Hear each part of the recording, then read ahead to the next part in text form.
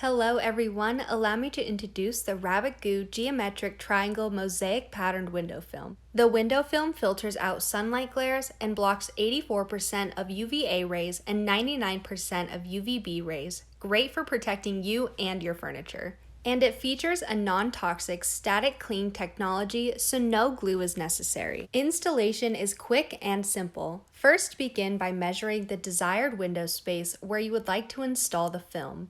Then measure out the corresponding length on the window film and cut accordingly. The beautiful colors and geometric pattern are great for decorating your home while also encouraging privacy. Next, you will need to clean the window space. It is very important that the film is applied to a clean and dust-free surface. After you've cleaned the window space, apply water to the desired space to activate the static cling on the window film.